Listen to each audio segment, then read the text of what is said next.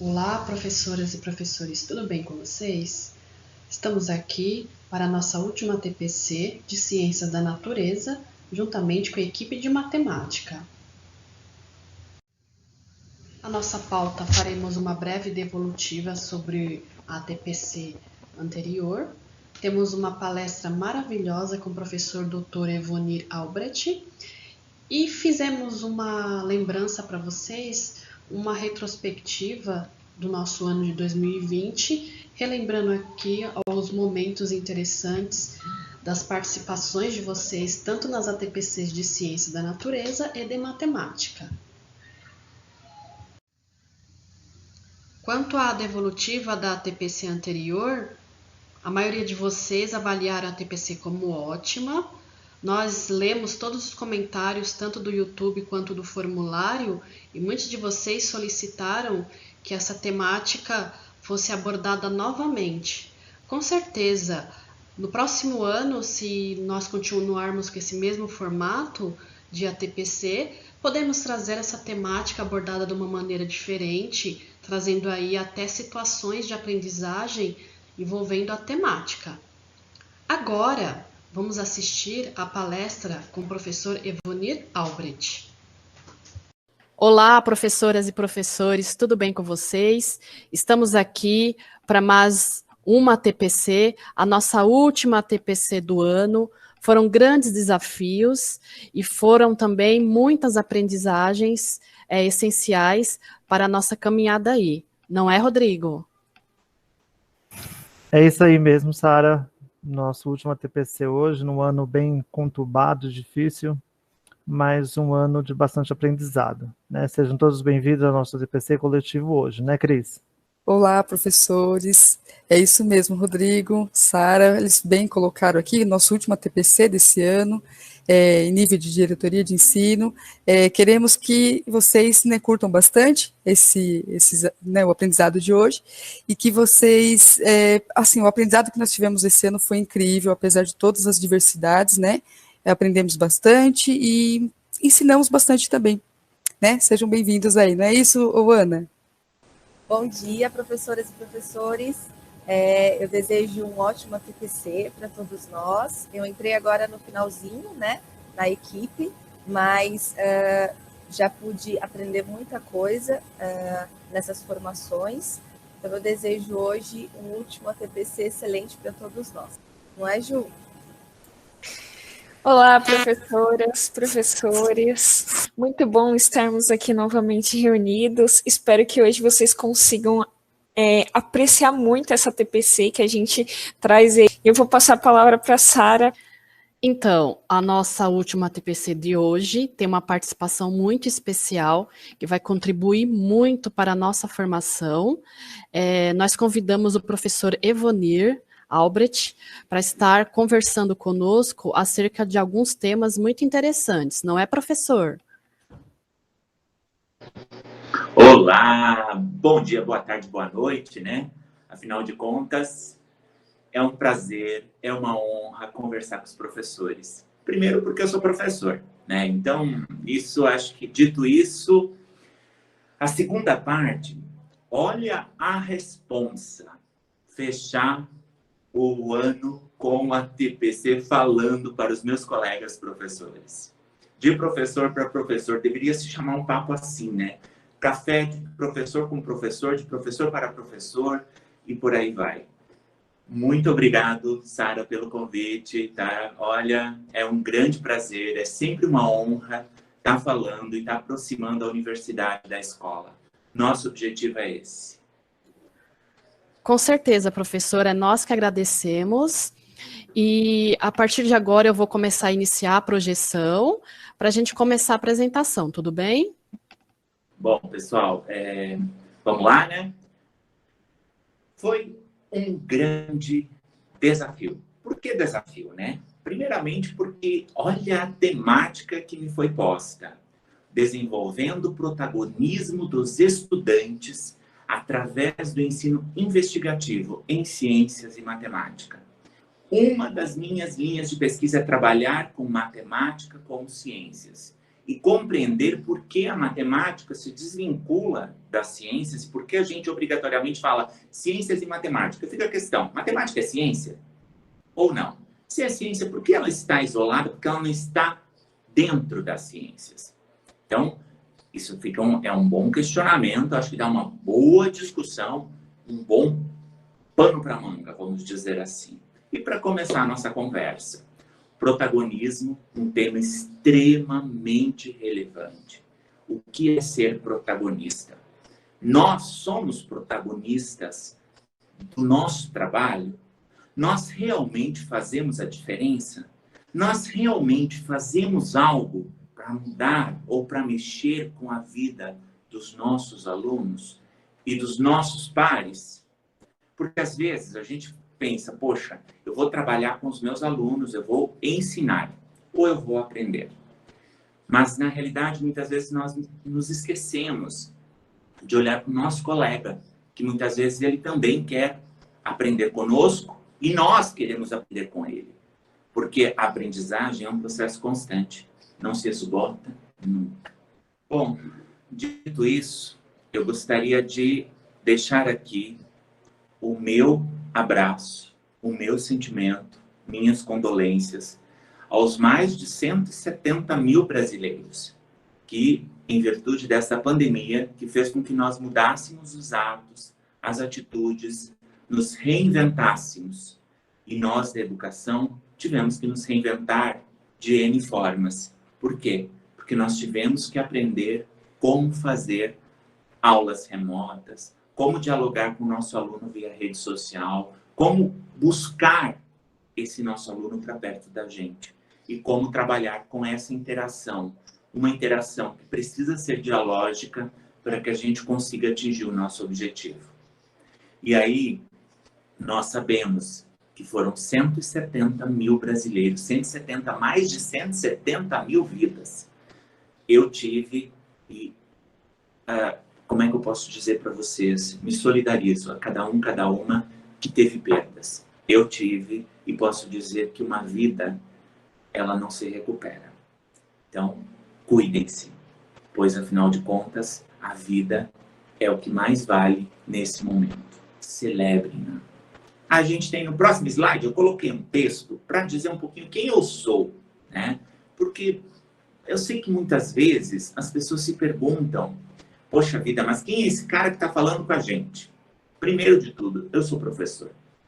Estou e sou pela educação há mais de 28 anos em sala de aula. Tenho magistério, trabalhei nos anos iniciais, e eu sempre brinco, né, que a nossa história é o que diz, na realidade ela diz muito sobre cada um de nós.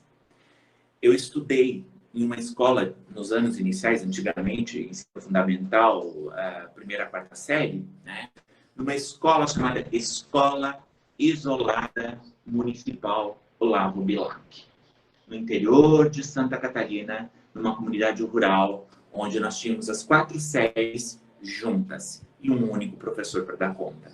E assim, aos 17 anos, eu também comecei a lecionar na primeira escola, uma escola isolada municipal, a qual eu precisei trabalhar de primeira a quarta série, na época, com todas as séries simultaneamente, e eu atuando como educador, como professor, a uma distância significativa da cidade, porque as comunidades rurais, todas tinham a sua escola.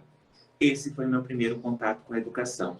Trabalhei com educação infantil, trabalhei com os anos finais do ensino fundamental, ciências, matemática, ensino religioso, artes, pelas habilidades, entre outras coisas mais, ensino religioso, porque eu também cursei 2 anos de teologia ao longo da história, quer dizer, da minha história, né? Porque a nossa história também importa. Bom, além disso, trabalhei no ensino médio, e aí fiz a minha licenciatura em matemática e física, e depois vim para São Paulo, saí de Santa Catarina, lá do extremo oeste, divisa com a Argentina, e vim para São Paulo, onde eu trabalhei em Caraguatatuba durante 10 anos, na rede municipal, estadual, rede privada, sempre triplicando jornada, porque vida de professor é isso. A gente triplica para poder ter um salário razoável. Não digo nem digno, eu diria razoável para que nós pudéssemos ou possamos sobreviver. Depois de lá, em 2006, eu comecei o mestrado, fiz minha pesquisa diretamente na minha sala de aula, no ensino de física, com um trabalho de ensino de astronomia. Aí, em 2008, finalizei, ingressei no doutorado, a primeira turma de doutorado da Universidade Cruzeiro do Sul. Em 2012, finalizei, e aí já estava morando em São Paulo, em 2010, quando trabalhei na FMU, Unicamp, trabalhei na rede municipal de São Paulo, trabalhei no Estado. Ou seja, a gente trabalha, a gente é multifacetado, né? Como professor, a gente abarca e tenta sempre agregar. Fiquei na educação básica até o ano de 2012, quando exonerei meu cargo do Estado, trabalhando na escola Alfredo Burkhardt, em São Caetano do Sul. E depois, em 2014, ingressei na UFABC. Atualmente, sou professor na Universidade Federal do ABC, trabalho nas licenciaturas, oriento mestrado, doutorado. Bom, depois disso que eu fiz complementação pedagógica, ou seja, eu fiz aquela complementação para que nós pudéssemos também ter a formação pedagógica em pedagogia. Fiz o meu pós-doc também, né, em investigação nas linhas de educação matemática, porém com educação CTS, educação matemática crítica. Ou seja, a gente não para de estudar nunca. E atualmente sou professor e estou na gestão da Universidade Federal do ABC. Sou pró-reitor adjunto de Extensão e Cultura. Ou seja, meu laço fica mais estreito com os professores, porque a gente atua em muitas frentes em relação à formação de professores. Tá? E nós temos um projeto muito bacana, para finalizar essa parte da apresentação, porque a gente tem que vender o peixe da gente, né? Nós temos um projeto chamado Universidade das Crianças, onde nós trabalhamos com os anos iniciais do ensino fundamental, onde nós colocamos cientistas da universidade para conversar com os nossos alunos. Nós temos escolas públicas, escolas privadas, nós fazemos uma videoaula, uma videoconferência, e aí sim a criançada pergunta o quanto quiser para os nossos cientistas. E aí, é claro, né, é fantástico. Tá? E tudo está lá disponível no site da Reitoria de Extensão e Cultura. Para quem quiser acessar, fique à vontade. Sara, feito, vendi meu peixe. Agora vamos começar para a parte que nos interessa. E aí eu trouxe, né, não poderia deixar de trazer duas coisas que para mim são muito caras. A primeira delas, eu acho que diz respeito diretamente aos nossos desafios e nossas lutas enquanto docentes. E enquanto pessoas, né, enquanto ser vivo que está no planeta Terra. Primeira da Mafalda, né? O planeta ficou doente porque está com a humanidade baixa. Por que eu trouxe essa frase? Se nós somos humanos, fica a minha pergunta. Dizem por aí que nós somos os únicos seres racionais que vagam pelo planeta. A minha pergunta é qual? Se nós somos racionais, e somos os únicos racionais, porque nós somos os únicos animais da face da Terra que precisamos de leis para respeitar e para não tirar a vida do meu próximo. Ou seja, onde está a nossa humanidade ou aquilo que nos torna humanos? Que tipo de humano sou se eu falo em direito humano se diz respeito a mim, mas ao próximo não diz respeito nenhum.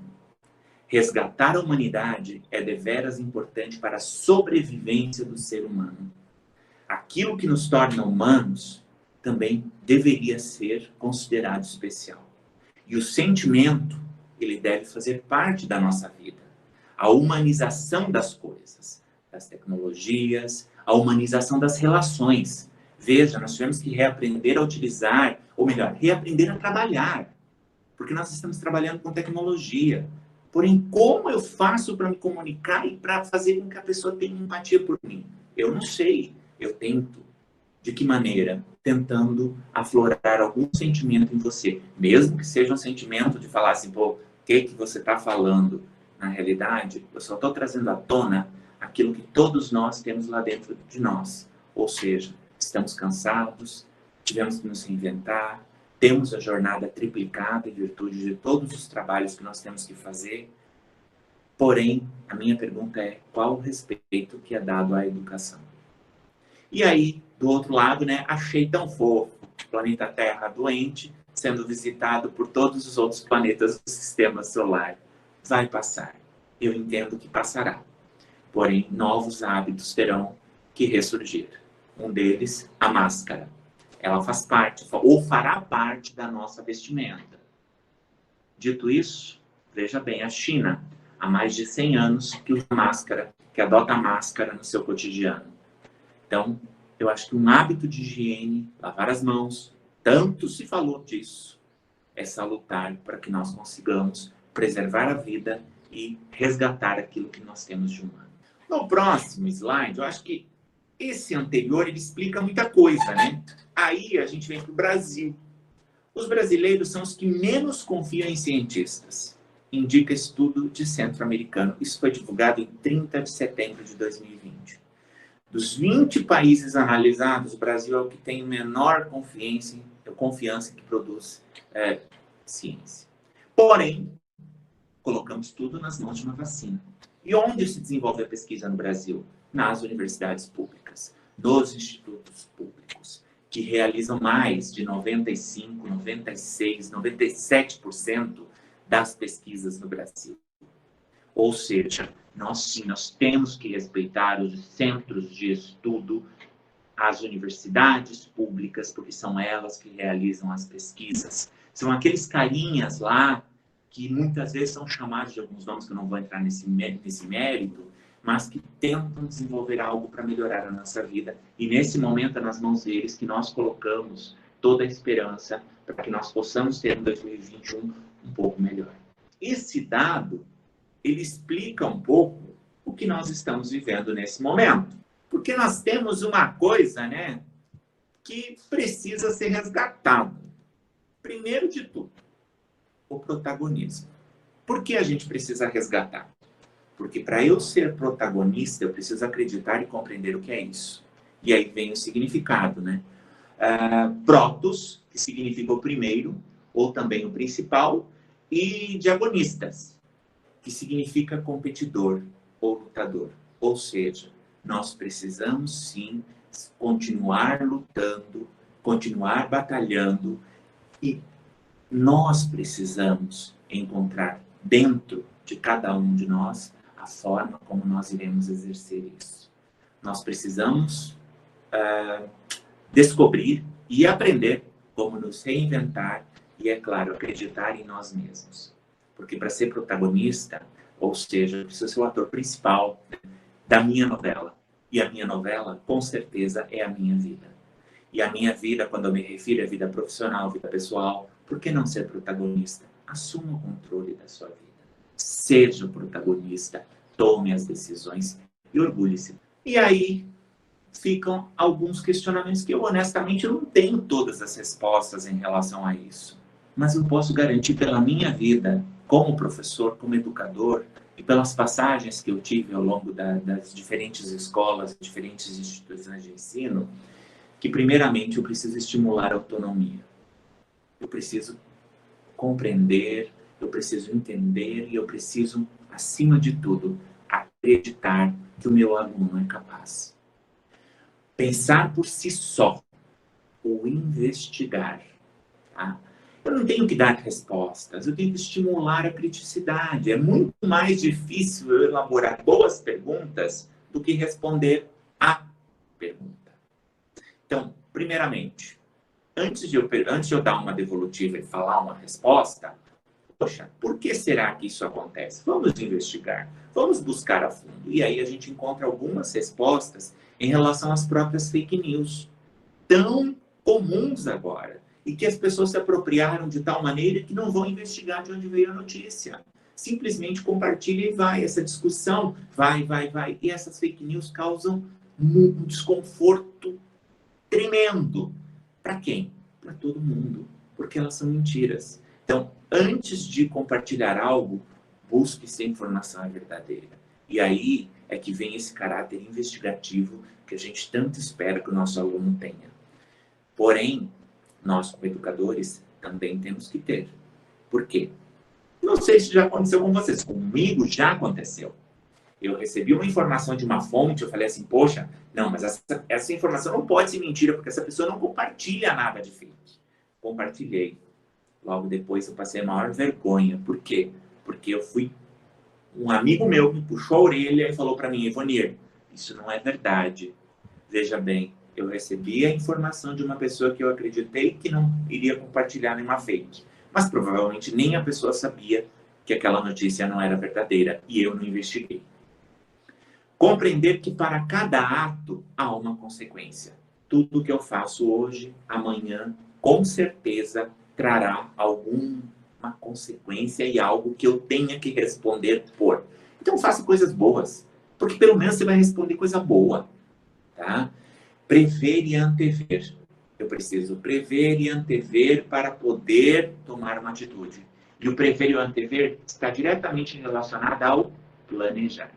Preciso planejar o que eu farei para que eu consiga atuar de forma efetiva. Tomar a decisão, porque eu nunca vou tomar a decisão certa.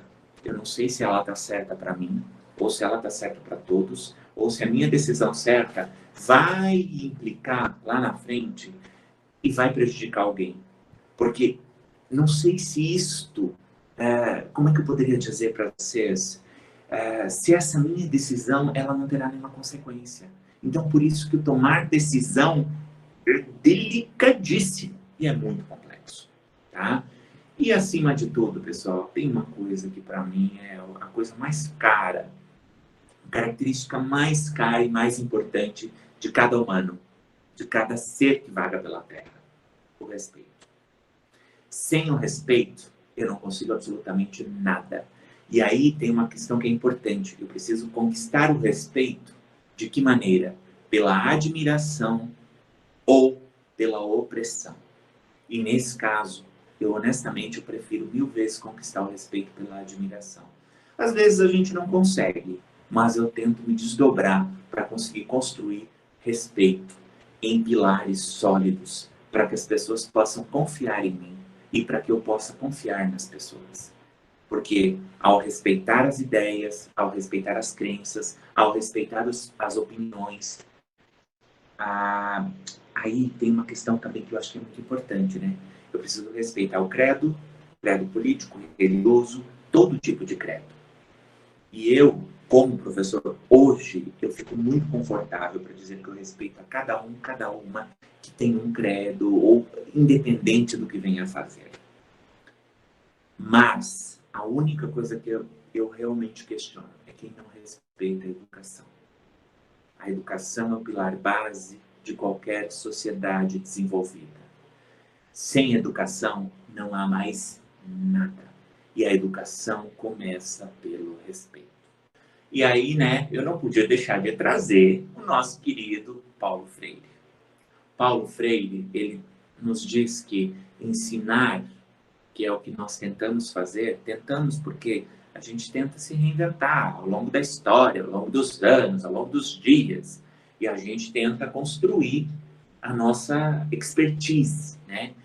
Mas ensinar exige respeito à autonomia do ser do educando. Eu preciso ver no educando, no aluno, um indivíduo. E aí eu vou contar uma historinha, tá? Uma historinha rápida. Vocês já repararam que quando eu vou fazer qualquer pergunta para uma criança que está na educação infantil ou nos anos iniciais, ela tem uma resposta? Qualquer pergunta que eu fizer, ela vai responder. O olho brilha, ela é curiosa, ela quer descobrir. Quando ela vem para o 6º ano, essa descoberta começa a diminuir. No 7º, ela cai vertiginosamente. No 8º e 9º, então, praticamente a gente faz uma pergunta, a gente fala para a parede. O que eu quero chamar a atenção com isso? Nós, como educadores, tá? Nós não estamos, de fato, compreendendo que o educando é um ser em construção. O que eu quero dizer com isso? Veja bem, na adolescência, que todos nós passamos por ela. Vamos dizer para mim que vocês também não eram osso duro de roer. Todo mundo na adolescência teve suas crises, seus momentos conflitantes, a hora de usar uma roupa preta, a hora de pintar o cabelo, a hora de se rebelar, a hora de questionar tudo, faz parte da nossa construção como indivíduo. Só que aí, o que acontece em 90% dos casos? E aí é onde nós perdemos os nossos alunos e os nossos bons alunos. E no ensino médio, a gente tenta tirar leite de pedra. E nem sempre a gente consegue, porque às vezes realmente não sai nada. Por quê? Nós já fizemos estrago lá atrás. E por que eu falo nós? Porque é escola, é família, é sociedade. Todo mundo ajuda a fazer essa poda. Na adolescência, ele não se reconhece como indivíduo. Ele não, veja bem, pelos crescendo no corpo, 13 anos, a voz mudando, a menina com a questão hormonal, o menino com a questão hormonal, magro, estica, não se reconhece como indivíduo. Ele quer ser ouvido, ele quer entender o que está acontecendo. E ninguém fala com ele sobre isso. Na escola não se fala porque a gente tem tanto medo, quer tanto cumprir aquilo que está nos documentos que orientam a educação básica ou o currículo de um modo geral, que nós esquecemos que aquele aluno que está ali, ele às vezes quer uma palavra, ele quer ouvir. Porque na casa dele, provavelmente ninguém o ouve. Então ele vira aquele adolescente, aquele aborrecente, que nós chamamos assim, erroneamente, porque nós não entendemos como ser em construção. E aí fica... Gente, isso é uma coisa que eu falo da minha experiência. Eu só aprendi a lidar com isso quando eu saí da minha posição de educador e passei a reconhecer esse indivíduo como um indivíduo em construção. A partir daí, os meus anos preferidos para o trabalho, 8º e 9º anos. Foi maravilhoso. Tem histórias para contar. A gente poderia tomar aquele café e ficar horas e horas, como se diz lá na minha terra, proseando, né, para construir e para trocar experiência. Bom, continuando então, tem 2 questões que eu trago novamente, que a gente precisa, enquanto educador, enquanto professor, aprender a discernir, né, a teoria e a prática. Paulo Freire nos diz que a teoria sem prática vira verbalismo. E a reflexão crítica sobre a prática se torna uma experiência da relação teoria e prática, a qual a teoria pode vir virando blá, blá, blá, e a prática ativismo. Ou seja, nós precisamos compreender que ambas, elas coexistem, a teoria e a prática. Eu preciso compreender a teoria para uma boa prática, e a partir da minha prática, rever a minha teoria. E esse ciclo, ele se torna constante, ele se retroalimenta, ele vai acontecendo todos os dias. Eu nunca esqueço quando eu tinha 6, 7 turmas de 6º ano para trabalhar, ou 7º, 8º, ensino médio, tanto faz. Como eu fui efetivo em física e em matemática, e como eu trabalhei com ciências, com artes, com ensino religioso, que tinham poucas aulas por semana, eu me sinto muito à vontade para falar sobre isso. Eu nunca dei 2 aulas iguais. E olha que já são mais de 28 anos de magistério. Nunca. Sabe por quê? Porque sempre ao longo da minha aula, quando eu tinha planejamento, tudo bonitinho, planejado, eu chegava na sala de aula, às vezes, não sei se isso aconteceu com você, mas comigo já aconteceu, chegava na sala de aula, tinha um aluno lá no canto chorando, que fazia a minha aula mudar completamente, porque eu tentava compreender o que estava acontecendo. Já cheguei a ter casos de alunos que estavam se masturbando na sala de aula, quando eu comecei minha aula. Então eu tive que dar um jeito de contornar tudo isso. E como eu faria isso? Eu não posso chamá-lo, simplesmente falar, ô fulano, para de fazer isso. Porque aí, consequentemente, eu perco esse aluno de vez. Mas é claro que não é o local para ele estar fazendo isso.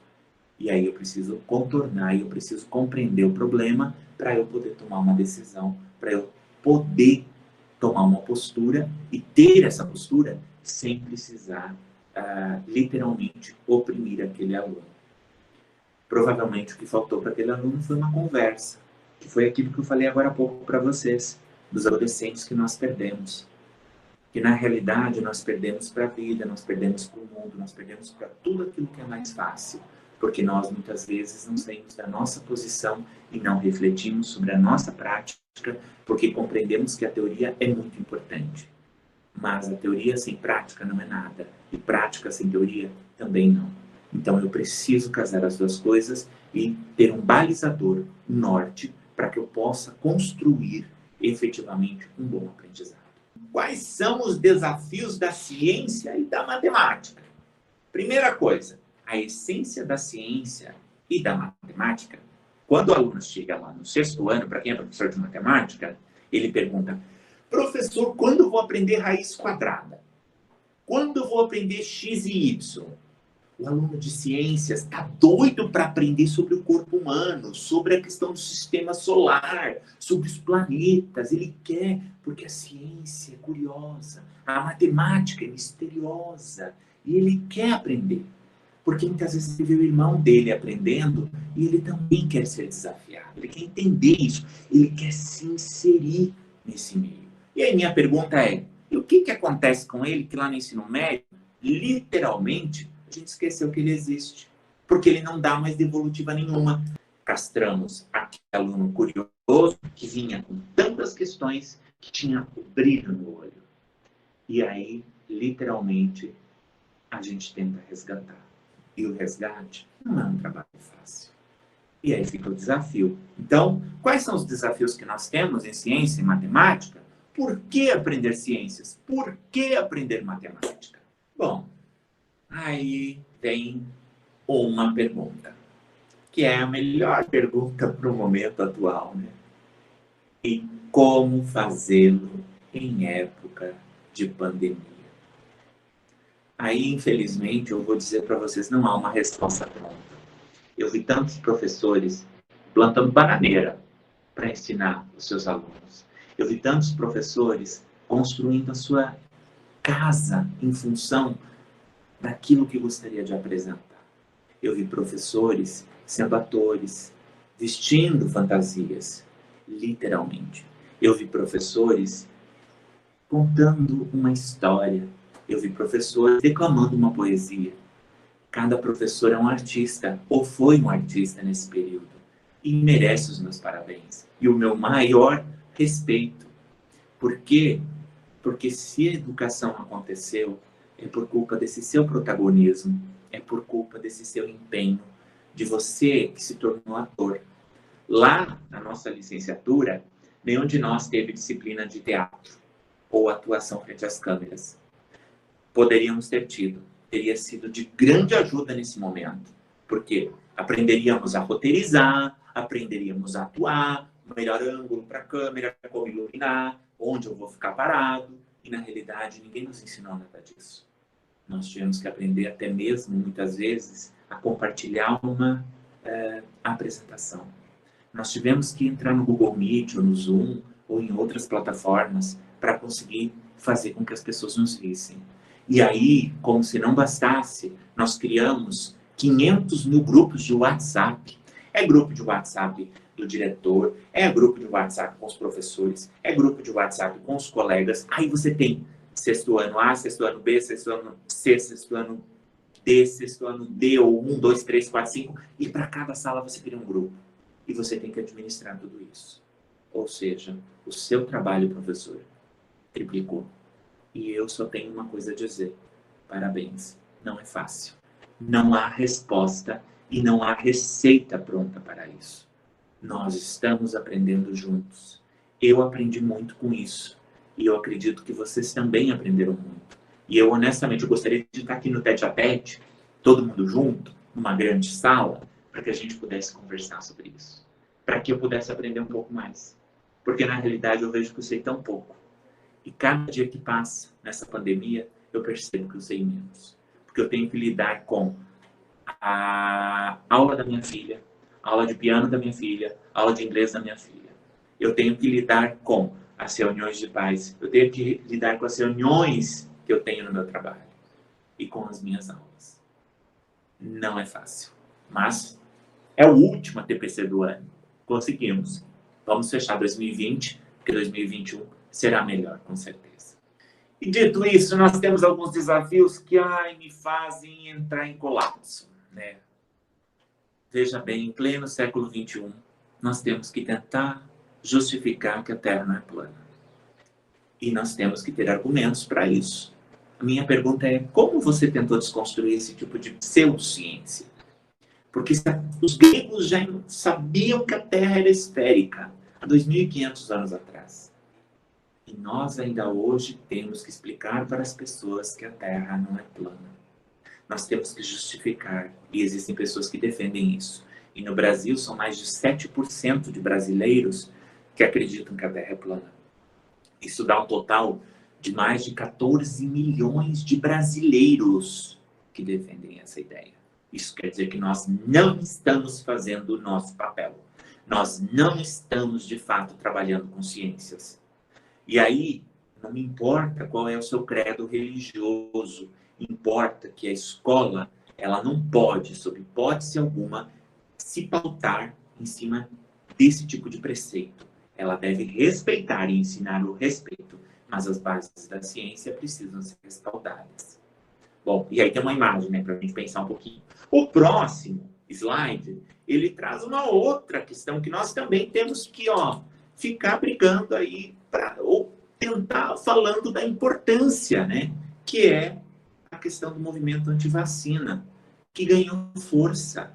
As pessoas estão deixando de tomar vacinas básicas, como vacinas para o sarampo, para a poliomielite, para o tétano. Veja bem, 1980, que eu nasci em 1976, em 1980 muitas pessoas ainda tinham paralisia infantil. Sarampo, eu tinha um tio que teve paralisia infantil. Ou seja, só para quem viveu isso sabe os males que isso causa. E nós precisamos, sim, como educadores, despertar a consciência científica nos nossos alunos, fazer com que eles compreendam que a vacina é importante. Nós temos pesquisadores brasileiros que fizeram a diferença, que eu vou mostrar daqui a pouco, ao longo da história nesses movimentos. E nós precisamos resgatar isso. Nós precisamos ter o respeito, compreender que nós somos humanos e que nós precisamos, sim, aumentar essa nossa humanidade. O próximo slide traz uma outra coisa bacana também, que é uma situação que a gente está vendo o tempo todo. Olha aí dos retrocessos na nossa sociedade. Não deixaremos que vacine nosso filho. Ele não é saudável. Ele não precisa disso. Veja bem, quando eu digo isso, as pessoas pensam que pelo fato de não existir paralisia infantil, nenhuma criança com paralisia, nenhuma criança com sarampo, o vírus foi extinto. É mentira, o vírus permanece. Ele só não acontece porque as pessoas estão imunizadas. Veja bem, a gente está falando de uma doença que está erradicada, porém que pode voltar em virtude do que nós não estamos fazendo o nosso papel. Nós não estamos estimulando esse conhecimento ou divulgando esse conhecimento científico. Nós ficamos na teoria e trazemos questões cotidianas para discutir dentro da sala de aula. E aí eu chamo a atenção para disciplinas de base científica, como no ensino fundamental, ciências, no ensino médio, biologia, física, química, matemática, no ensino fundamental e no ensino médio, para que eu possa compreender esses dados, ler esses dados, porque nós estamos vivendo uma pandemia e essa pandemia, quem prevê, quem nos dá dados para interpretá-la, é a matemática. Então, prestem atenção, nós precisamos resgatar esse tipo de conhecimento, porque as pessoas precisam estar alertas, tá? E é claro, eu acho que a gente precisa respeitar o conhecimento científico. Nem sempre a ciência faz tudo certo. Não. Tem coisa errada? Tem. As bombas atômicas, Hiroshima e Nagasaki, são 2 exemplos. Tá? A ciência não é neutra. Mas hoje nós colocamos toda a nossa esperança de um ano melhor nas mãos da ciência, para que tenhamos uma vacina. Tá? Então, pessoal, pensemos com carinho. E aí vem algumas perguntas, né? A escola mudou? Como? Quais aspectos? Isso eu estudei. Eu lembro de quando eu estudei, até hoje, a escola praticamente ela não teve uma alteração significativa. Na sua estrutura, as carteiras continuam lá, as salas de aula continuam lá, e aí eu vou chamar a atenção, né, porque nós temos um problema histórico, que eu vou falar um pouquinho depois, que é a questão dos financiamentos, né, da descentralização e dos modelos que estão instituídos nas nossas escolas, mas nós temos um problema também que é, eu estou bem, eu não vou mudar. Eu tenho que ser protagonista da minha vida. Se eu quero ser protagonista, eu tenho que mudar também. Os professores, sim, nós somos uma classe, uma categoria, e nós precisamos eleger uma bandeira. A minha eu escolhi, educação. Educação de qualidade, comprometida, e aí para isso eu preciso de condições para que ela ocorra. Nós precisamos repensar os nossos modelos. Aqui eu trouxe algumas imagens, né? Uma escola rural, que é aquela, como eu falei para vocês, a escola onde eu estudei, onde eu comecei a lecionar, as escolas de roça, né? No meio onde tinha escola, um prédio, tinha igreja e tinha um clube. Eram 3 prédios na comunidades rurais. E aí a gente tinha várias pessoas que moravam por ali, com um número elevado de filhos, muitas vezes, e que acabavam fomentando essa escola. E aí ela ficava ali no meio do campo, que era o que mantinha a sociedade. Esse é um exemplo, né? A escola rural. Tem uma série no Netflix, que todos vocês podem procurar lá, Anne with Ale, acho que é isso, se não me falha a memória, é esse o nome. Procurem essa série. E ela retrata muito bem o que acontecia. A mulher não podia pensar nesse sentido. A mulher tinha que literalmente ficar cozinhando, lavando, passando, cuidando dos filhos, né? Enquanto que o homem poderia ser tudo o que ele quisesse. E a minha pergunta é, o que mudou até hoje? Como é que nós educamos as nossas crianças? Como é que nós colocamos as nossas meninas e os nossos meninos? As nossas meninas vão brincar de, na maioria das vezes, boneca e fogão. Os nossos meninos, vão ser cientistas. Poxa, qual a diferença? Eu acho que a gente precisa compreender que cada um pode ser aquilo que quiser, desde que tenha respeito pelo próximo. Eu vivi, nos primeiros anos da minha história de escola, quando eu era aluno, eu ainda vivia palmatório. Então, não é algo tão distante, as carteiras eram coletivas. E aí, né, professor a gente não respeitava, a gente tinha medo. Essa é a verdade. E eu acho que o respeito, ele está muito além do medo. Porque o medo, ele até gera respeito. Mas quando você vira as costas, você esquece quem é a pessoa que está ali. O respeito, ele faz o quê? O respeito, né? A questão de você respeitar aquela pessoa, porque você a admira, faz com que você a tome como um modelo. E lá no futuro, você tome suas decisões de uma maneira muito assertiva. Aí a gente vai para uma descontração básica, né? Que são reflexões para nós professores. Primeira delas, qual formação você teve? Qual formação tivemos? Qual formação oportunizamos ao longo da nossa carreira? E qual o papel da e para a ciência? Gente, essas perguntas, deveriam ser um mote para todo dia quando nós entramos na sala de aula, para todo dia quando nós conversamos com algum aluno, para que nós nos coloquemos no lugar dele. Por que eu falo isso? Primeiramente, eu exijo que o meu aluno seja bom. A minha pergunta que vai para você, que está aí do outro lado, para mim eu também faço essa mesma pergunta. Quantos de vocês eram os melhores alunos e nunca deram problema para nenhum professor, para nenhum pai, para nenhuma mãe? E aí, eu vejo muitas vezes, isso se torna recorrente. Eu aponto que o aluno é ruim, mas eu não me vejo no aluno. E muitas vezes, lá no passado, eu também tive uma formação parecida e eu também dei o mesmo problema, ou eu também tive problema para aprender determinados conceitos. Vou pegar 2 exemplos. Na matemática, aprender trigonometria é o cão. Nenhuma criança gosta de trigonometria. A pergunta que eu falo para você, você aprendeu trigonometria com facilidade? A segunda, nós trabalhamos com ciência, quando nós vamos para as vitaminas, que normalmente é ensinado no 8º ano. Como é que você aprendeu as vitaminas? Você aprendeu todas elas? Soube tudo de cor? Ou então o sistema digestório, que nós fomos obrigados a decorar? Você aprendeu? Como você ensina? Como você repassa? É importante a gente refletir sobre isso. porque somente quando eu reflito sobre isso, eu consigo compreender o papel da ciência.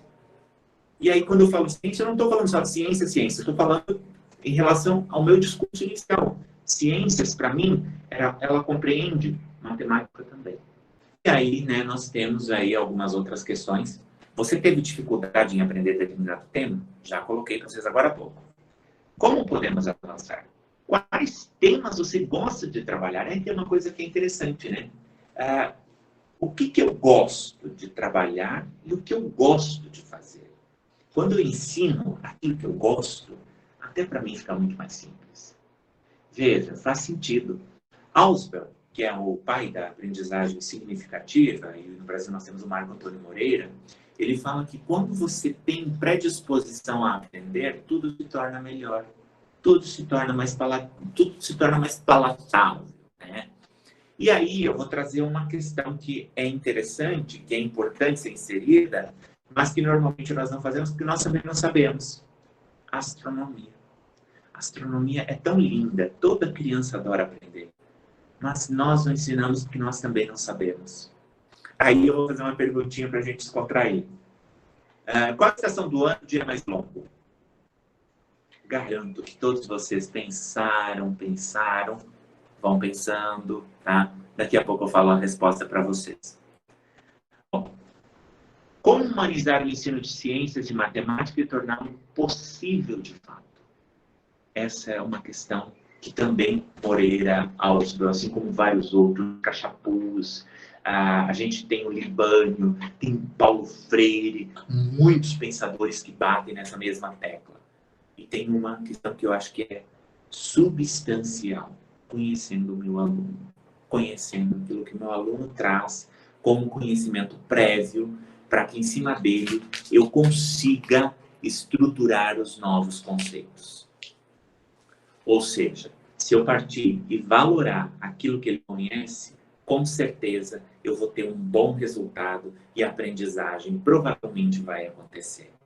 Isso eu tenho que ter no cerne das minhas preocupações. No início de cada ano letivo, enquanto eu atuei na educação básica, eu não sei, vocês também devem ter um esquema para fazer isso, eu fazia o meu contrato, o meu acordo com os meus alunos.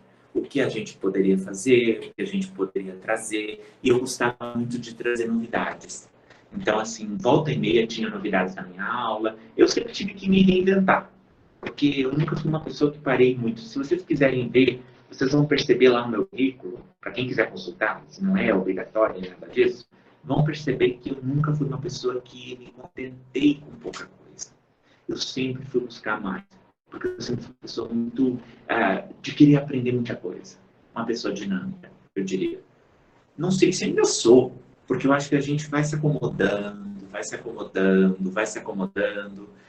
mas a gente não deveria. A gente deveria ter sempre aquela coisinha, aquela voz falando na nossa orelha. Vai em busca, vamos conhecer, vamos fazer. Bom, então vamos para a resposta da minha pergunta. Qual a estação do ano o dia é mais longo? Garanto que a maior parte respondeu que é no verão. Não é verdade. Há um conceito errado que nós aprendemos enquanto crianças. O dia, como conhecemos, ele corresponde a uma rotação, ou seja, uma volta que a Terra dá em torno do seu próprio eixo. Esse período de rotação tem a mesma duração no inverno, no verão, no outono, na primavera. O que muda é o período claro. Então, o correto seria, no verão, o dia claro é mais longo. Porque o dia é composto por 2 períodos, dia claro e noite. Os dois juntos formam o dia. Então, quando eu falo, a minha pergunta também, veja, foi tendenciosa. Quando eu vou perguntar, eu devo perguntar, então, qual estação do ano o dia claro é mais longo? Aí, com certeza, no verão. E no inverno, o dia claro é mais curto. Bom, e aí a gente traz algumas outras questões que são importantíssimas. Eu já falei um monte sobre isso, mas eu volto a chamar a atenção, porque é a partir desse ponto que a gente valoriza o conhecimento historicamente construído. Quando a gente compreende, quando a gente foca que as ciências são humanas feitas por pessoas comuns. que elas estão ao alcance de todos e não apenas de alguns que normalmente a gente chamava de iluminados. Eles estiveram no lugar certo, na hora certa. E nem tudo que foi feito na ciência foi maravilhoso. Vou pegar um exemplo, ou dois exemplos. Quando todos vocês devem ter ouvido falar do Alexander Graham Bell, né? Aquele, o pai do telefone, aquela coisa toda. Só que a história, ou de um modo geral, ela não é trazida para nós com tudo que é feito. Nem tudo que ele fez é maravilhoso. Ele também foi um ser humano.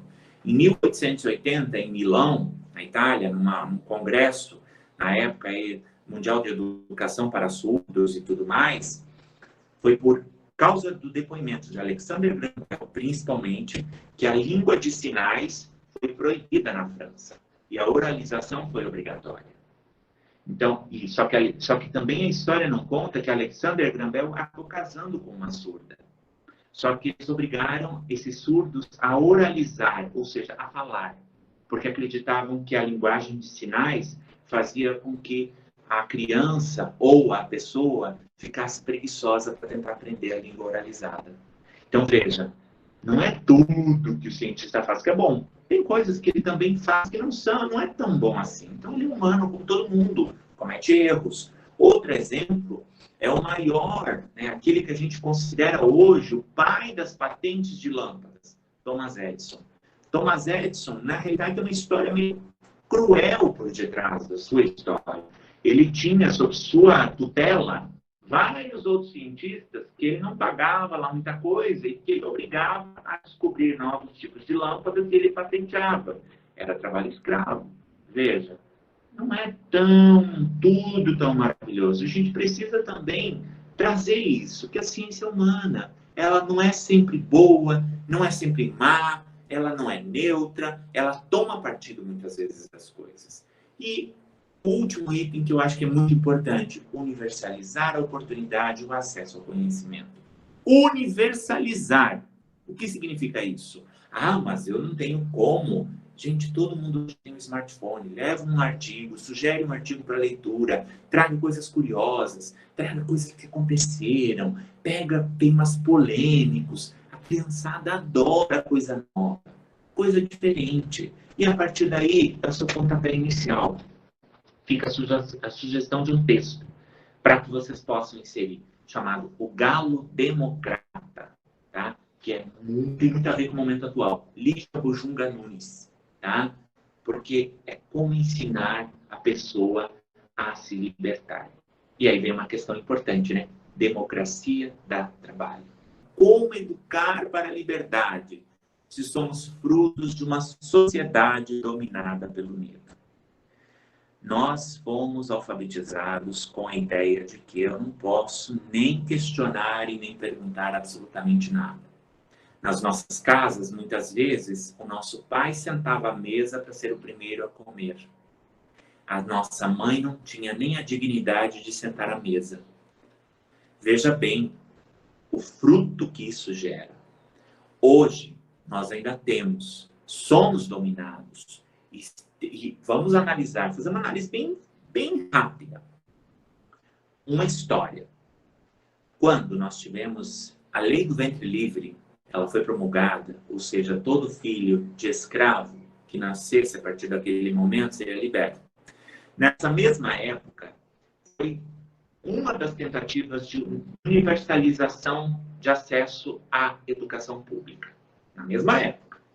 Só que para aceder à escola pública, tinha uma cláusula. Só podia acessar a escola pública quem fosse filho de ventre livre. Ó, vocês entenderam?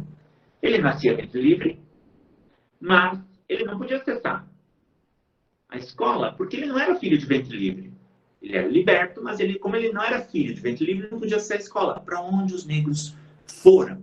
Para as periferias se marginalizar. Isso o livro de história também não traz, também não aponta. Dívida social. Onde está? Como é que a gente corrige uma dívida histórica? Não corrige. A gente literalmente invadiu o Brasil, tomou posse das terras que eram dos índios. E hoje a gente literalmente tem cada vez menos índios e empurra cada vez eles para áreas menores. E para quê? para poder explorar a sua terra, para ter gado, para desmatar, para ter fogo. E aí achamos que quando está muito quente, quando não chove, mas isso não é problema meu. É problema seu, sim. Porque todos nós somos humanos e habitamos esse planeta. Não sei até quando. Porque do jeito que a coisa está, duvido muito que a gente chegue muito longe.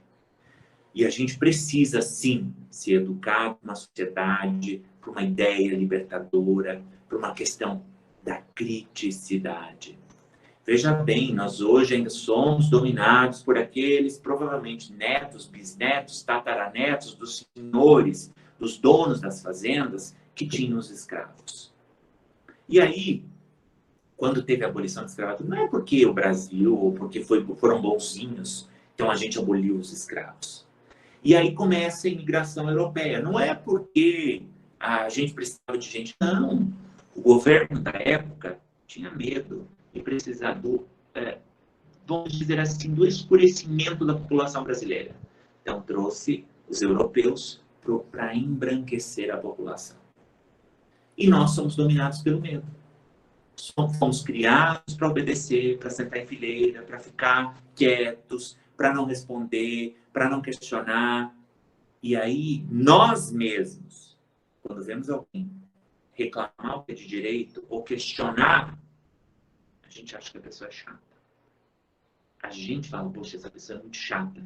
Não, todos nós deveríamos exigir educação, saúde e segurança de qualidade e públicos. Isso está na Constituição Federal. É a lei máxima de uma nação. E nós não fazemos cumprir absolutamente nada, porque somos regidos pelo medo. E aí eu vou pegar para a gente passar para a próxima pergunta. Como é que nós nos comportamos quando vamos falar com o prefeito, com o vereador, com o deputado? A gente gagueja, a gente fala com medo. Gente, ele foi eleito por nós. Ele foi eleito por nós. Então ele tem que estar lá para nos representar. A gente precisa se apropriar disso. A gente não pode ser dominado, a gente não pode permanecer em silêncio e nem submisso. A gente precisa acreditar. Pode passar? E aí a gente vai, então, para os cientistas. O Brasil precisa de muitos cientistas, né? Nós temos poucos. Vamos lá, passando. Olha aí, olha que beleza. Carlos Chagas, médico. Oswaldo Cruz, médico sanitarista. Vital Brasil, Warwick Stephen Kerr, geneticista e biólogo. E aí, passando, vamos lá. Só tem homem até aqui, né? Olha só que coisa louca. Pode passar, por favor? A gente está falando de educação. Então, na educação, a gente tem alguns pensadores que são importantes. Primeira delas, Miriam Krasuchik, tá? Pesquisadora da USP. Ela acha, e eu tinha que trazer isso, porque eu acho que isso nos torna vivos. Os pesquisadores devem ir à escola, devem conviver com estudantes, professores e administradores em ensino habitat, para a gente compreender como as coisas acontecem. Por favor, passando. Nós temos na matemática o Biratã D'Ambrosio, que está no próximo slide, e Esther Pilar Grossi. Esther teve carreira política. O professor Biratã, ele está aí até hoje falando com a gente, a sua fala mansa, nossa, a sua fala assertiva. Ele é o pai da etnomatemática. Ele é referência mundial nessa corrente, ou seja, como as diferentes culturas aprendem, compreendem a matemática. Como se dá esse processo? A gente precisa empoderar o nosso aluno, para que ele saiba tomar uma decisão, para que ele leia as letras miúdas. Tá? E aí, o que eu trouxe antes, que são os 4 cientistas iniciais que eram homens, eu só fiz esse gancho para vocês compreenderem que, historicamente, a mulher não teve voz. A mulher sempre foi deixada de lado. E quando nós pensamos que somente depois de 1900, por volta de 1920, 1930, o primeiro negro fez doutorado, acho que fica muito mais explícito tudo isso. Então mulheres sempre à mercê. Negros não tinham voz nem vez. E aí a gente fica com o questionamento. Vamos valorizar as nossas meninas, os nossos meninos independente da cor, independente do credo. Todos podem e devem ter acesso à ciência e se embebecer por ela. E aí a gente tem a escola, né, que convive ou sobrevive numa sociedade que teve uma mudança, né? Essa mudança foi política, foi econômica, social, cultural, porém ela continua da mesma forma. Precisa de investimentos e precisa de uma reestruturação básica. Precisa ser linda, precisa ser alegre, precisa cumprir o seu papel. E nós, educadores, precisamos ser valorizados e nos valorizar, né? Sempre uso um termo que é assim: eu não dou aula, eu vendo a minha aula. Mesmo que seja com um valor mais baixo, mas eu vendo, porque é meu produto de trabalho. Bom, e aí a gente vai tentar estabelecer alguns paralelos. Primeiro, relacionar e aproximar ciências e matemática e compreender que o protagonismo se dá quando ofereço autonomia e estímulo em meus alunos à colaboração. Aprendizagem colaborativa é aprendizagem para a vida. Eu automaticamente considero que quando o meu aluno aprende a colaborar e a respeitar o próximo, ele se torna um humano melhor. Ele volta lá atrás, né? Resgata aquilo que tem de mais precioso, que é o ser humano. Eu não tenho resposta para tudo. Eu trouxe aqui a interdisciplinaridade. Pode passar, por favor? Que eu vou só deixar os slides aqui, ó. Interdisciplinaridade novamente. E o próximo slide, que também fala da interdisciplinaridade. E aí eu vou trazer Ivani Fazenda. Ivani Fazenda, que é a mamãe, né, da interdisciplinaridade no Brasil, que ela tem hoje um grupo de pesquisa aqui na PUC, é uma pesquisadora respeitada no mundo todo, mulher brasileira, tá? Detalhe importante. E na educação. Ela, na época, o Hilton Chapiaçu, ele traz a interdisciplinaridade para o Brasil, mas ele não aplica para a educação, e Ivani Fazenda aplica na educação. E automaticamente ela nos diz que o valor e a aplicabilidade da interdisciplinaridade, portanto, podem se verificar tanto na formação geral, profissional de pesquisadores, como meio de superar a dicotomia ensino-pesquisa e como forma de permitir uma educação permanente. O que isso quer dizer? Eu não vou aprender uma coisa de forma estanque. É interessante, quando a gente pega de primeiro ao quinto ano, na realidade nós temos um professor polivalente. Ele precisa saber um pouquinho de tudo. Para mim, é o cara que maior respeito merece. O professor dos anos iniciais e da educação infantil. Ele precisa dar conta do todo. Depois, quando a gente vai para as especialidades, a gente perde a nossa essência. A gente não dialoga mais, a gente não aproxima. A gente acha que a gente está num pedestal e que a gente não precisa conversar. E as trocas são importantes. Isso já é recomendado desde 98 do PCN, na BNCC acontece novamente, no currículo de São Paulo acontece também. Ou seja, isso está presente. Agora, nós não aprendemos. Nenhum professor é interdisciplinar 100%, mas ele deve ter uma postura interdisciplinar. Ele tem que ter a predisposição para. Se eu não quero, eu nunca vou fazer. E aí, de novo, vem aquela questão do tomar a decisão. Eu preciso tomar uma decisão e assumir uma postura. Que postura eu quero? Eu adoro conversar com os outros, porque automaticamente eu construo pontes. E aí a gente tem uma corrente chamada Educação Matemática Crítica, que eu trago, que é do professor Olê Scovisnosi, que é justamente, né, onde ele traz a matemática e que a matemática seja utilizada como forma de empoderamento, onde as pessoas usem a matemática para tomar decisões mais assertivas. Uma empresa, quando vai lançar um carro, uma fábrica de veículos, quando vai lançar um veículo, ela faz uma pesquisa. Vou pegar um exemplo. O Logan, da Renault, quando foi lançado, era o carro mais feio que tinha. Era um sedã imenso, só que era horrível. Só que ele foi concebido para a família brasileira, que precisava de um carro com baixa manutenção, amplo espaço interno e um bom porta-malas. Pronto, foi sucesso de vendas. O que aconteceu? Todas as outras foram atrás. Veja, isso foi estudo de mercado e tudo isso é pautado pela matemática. Quando eu pego a matemática, quando eu pego as ciências e humanizo e parto de uma situação real para que ela não ocorra mais, eu começo a atuar com uma criticidade e eu passo a respeitar. E aí tem uma questão muito importante que eu vou atrelar, porque tem tudo a ver. Nós temos na Agenda 2030 os Objetivos de Desenvolvimento Sustentável. E nesses Objetivos de Desenvolvimento Sustentável da ONU, nós temos que reduzir as diferenças, a pobreza, a miséria, a oferecer, né, e construir redes para melhorar a nossa vida e garantir a subsistência do ser humano e a sobrevivência do ser humano. Como é que eu faço isso? Utilizando a educação matemática crítica? Com certeza, eu não vou pagar juro tão alto quando eu vou comprar alguma coisa, eu vou começar a ler as letras miúdas, eu vou compreender que eu estou sendo explorado. E eu não vou aceitar, não vou ficar calado. Porque é muito errado eu não usar dos meus instrumentos para tomar uma decisão.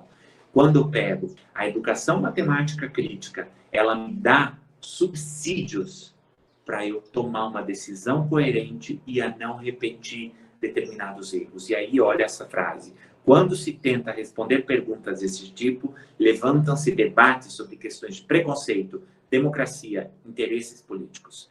Tudo que nós fizemos é política. Não é política partidária, porque isso eu sou veementemente contra em qualquer escola.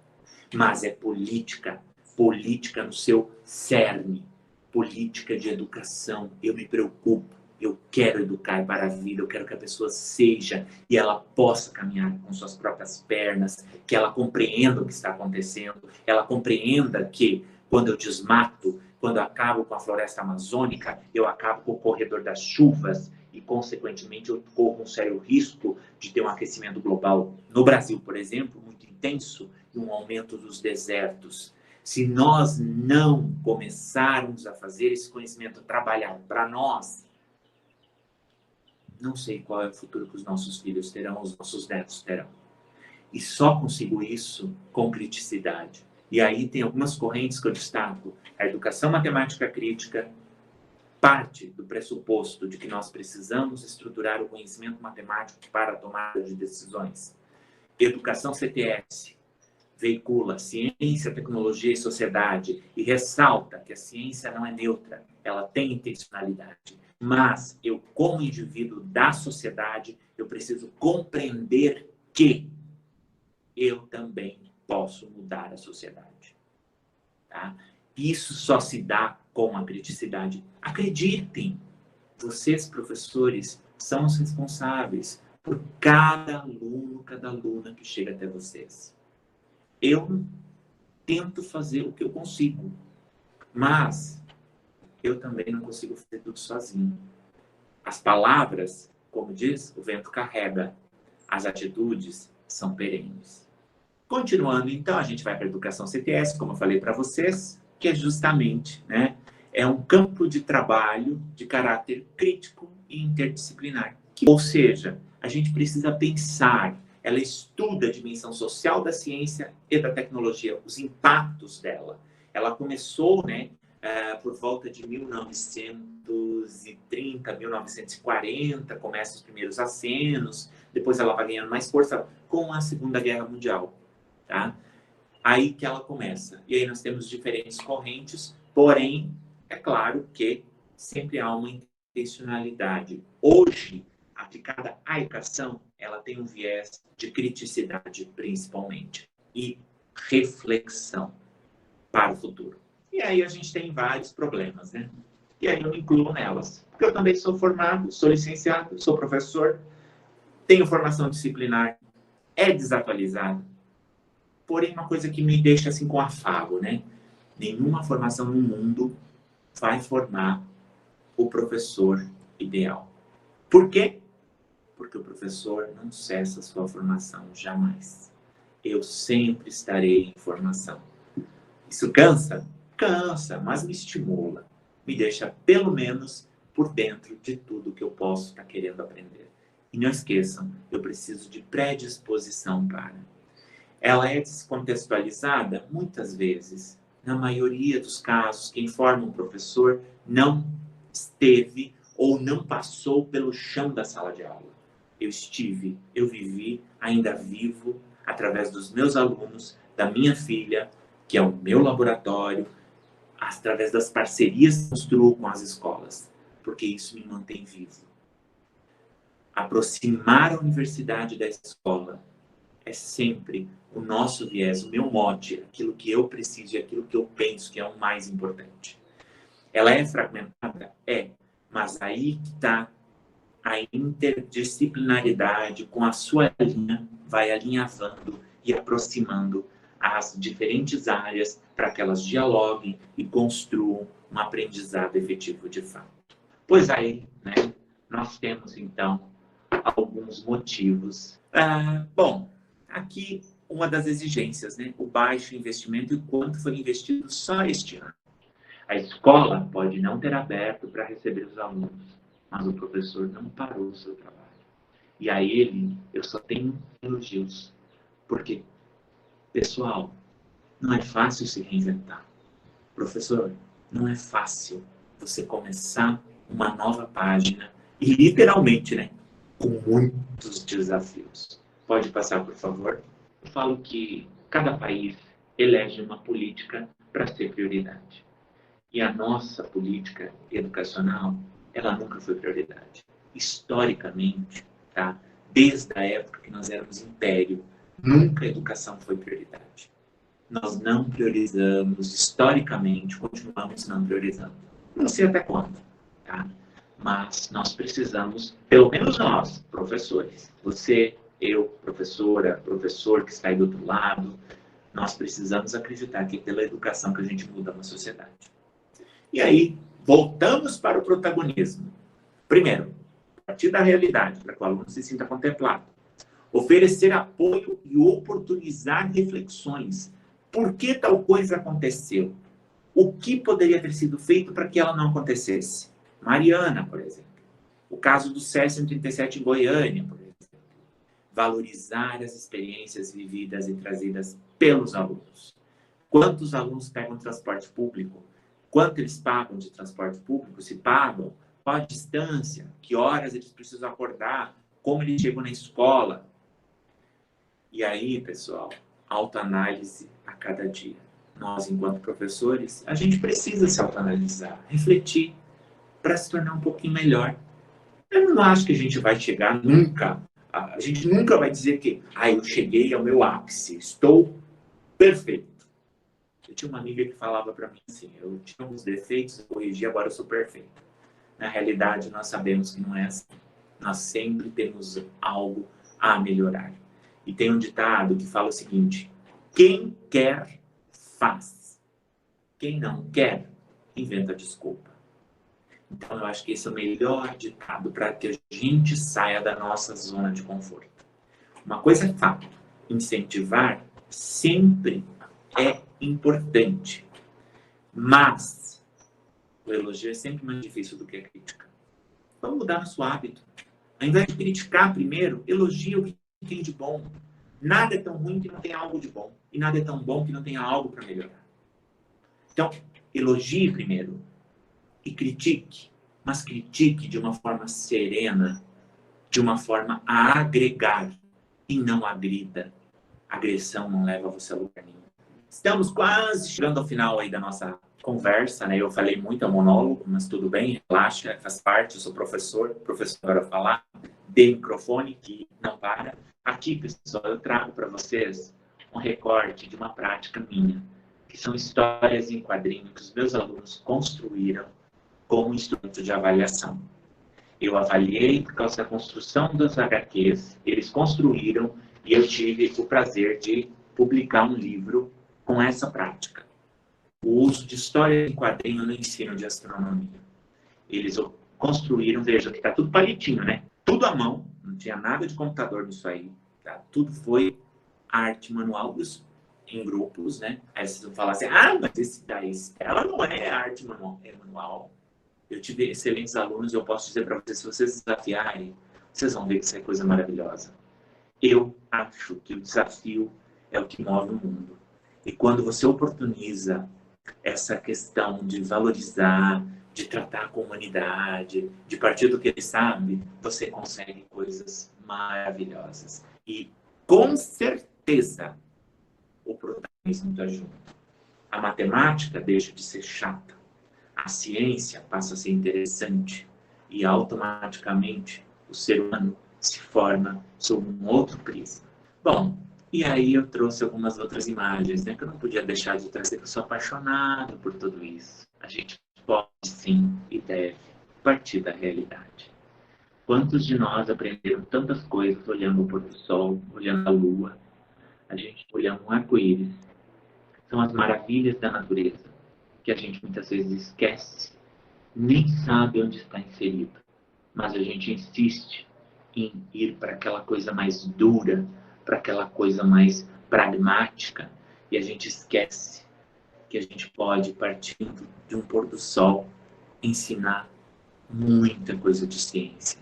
Difração da luz, refração da luz, fontes primárias, fontes secundárias, trabalhar distâncias, trabalhar a velocidade da luz, trabalhar por que o pôr do sol tem essa cor, trabalhar inclinação, trabalhar ângulo, trabalhar as frequências de luz que compõem a luz do sol, por que ela fica amarelada.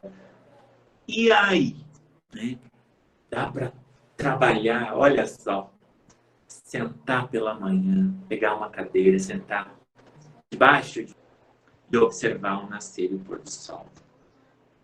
E entender por que durante tanto tempo foi tão difícil para o ser humano compreender o modelo heliocêntrico e foi tão fácil compreender o geocêntrico.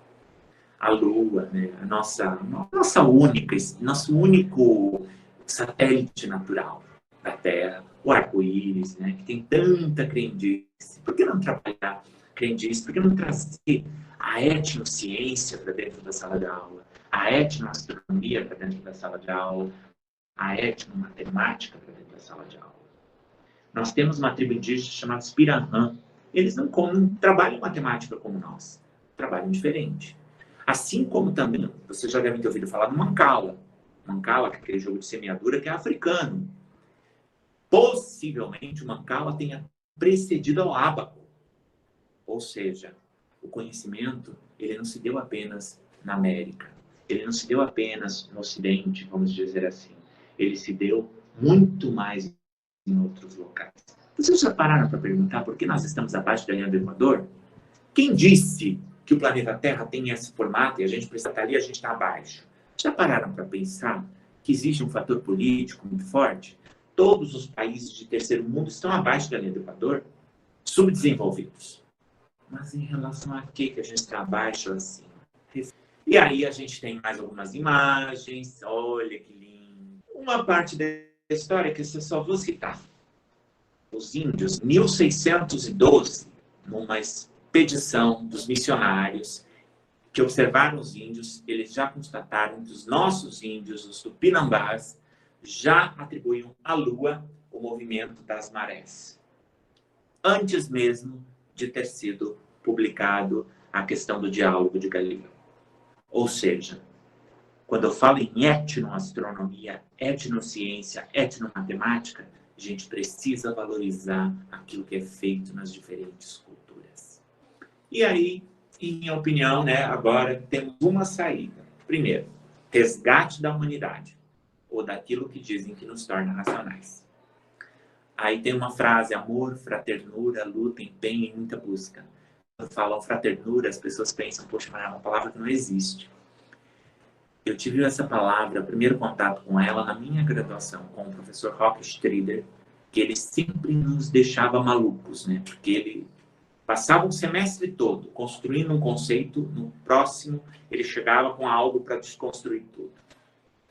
E aí ele sempre falava, o importante é que vocês saiam daqui confusos, porém um patamar mais elevado e com muita fraternidade. Porque, afinal de contas, o que nós mais precisamos nesse momento é sermos fraternos e rechearmos as nossas relações com ternura, para que a aprendizagem possa acontecer e que o nosso aluno seja respeitado como indivíduo. E aí, por último, a educação com o respeito que deve ter. Isso é um ensonhamento, ainda é uma utopia.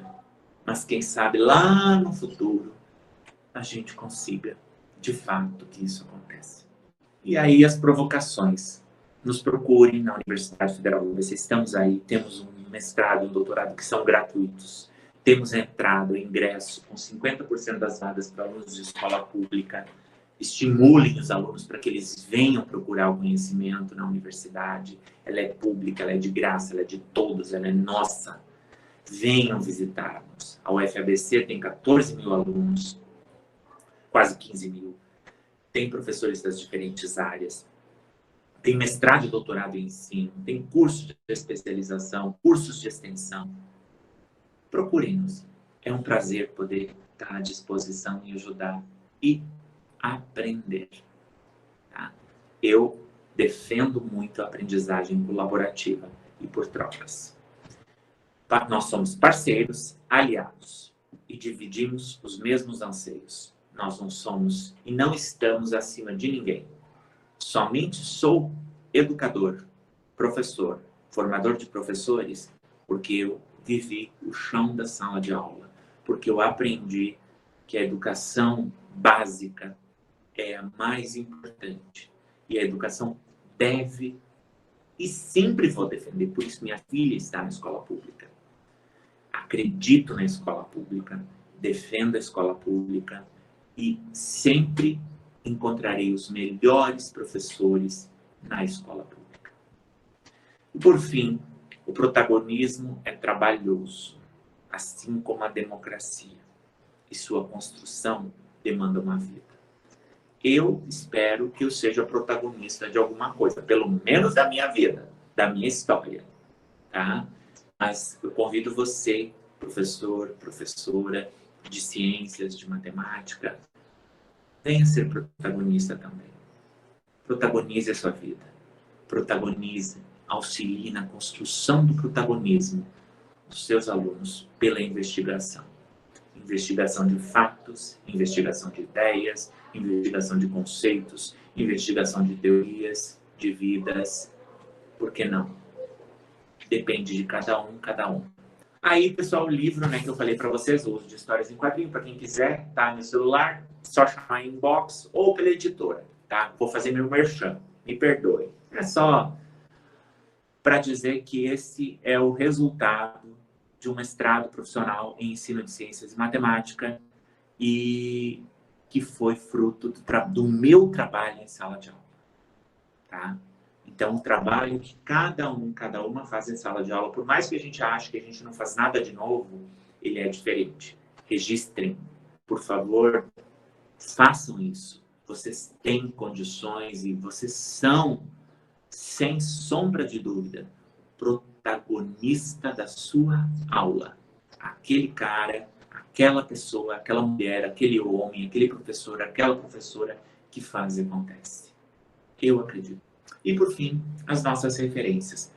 Pessoal, espero que tenham gostado, tá? Agradeço de coração o convite, tá? E sempre estaremos à disposição. Eu sei que falar de forma remota é sempre mais complexo. Queria muito estar aí pessoalmente. Eu gosto de colocar a mão na massa. Tá? Obrigado. Bom, professor, eu quero aqui, né, em nome do grupo, né, da nossa diretoria, agradecer imensamente, né, todo mundo te agradeceu, mas realmente foi uma palestra muito produtiva e relevante para todo o momento que nós vivemos passando.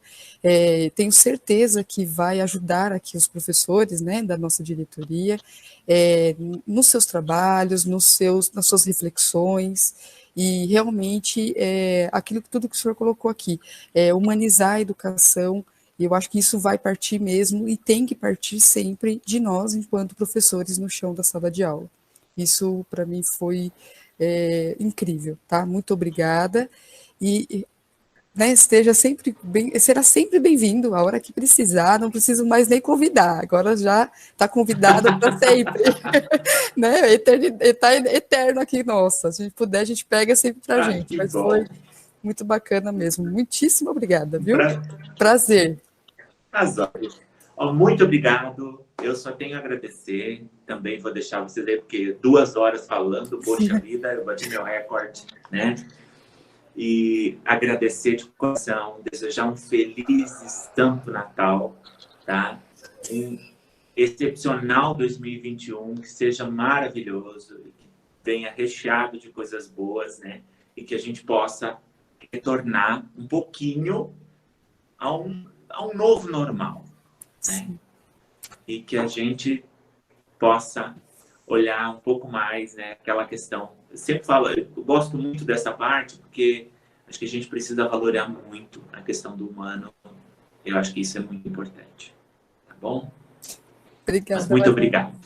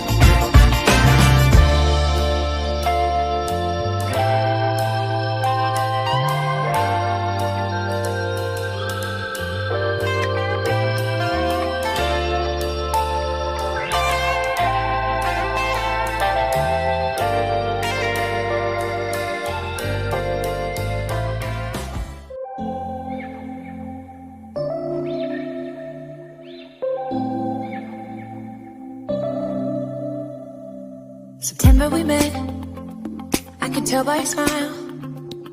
You hadn't been with a good girl like me in a while. Yeah, you were impressed, couldn't leave me alone. Text me every time that you pick up the phone. And I had control in the driver's seat, but my hands are slipping off the wheel. Now the tables have turned, now I'm up all night. I'm picturing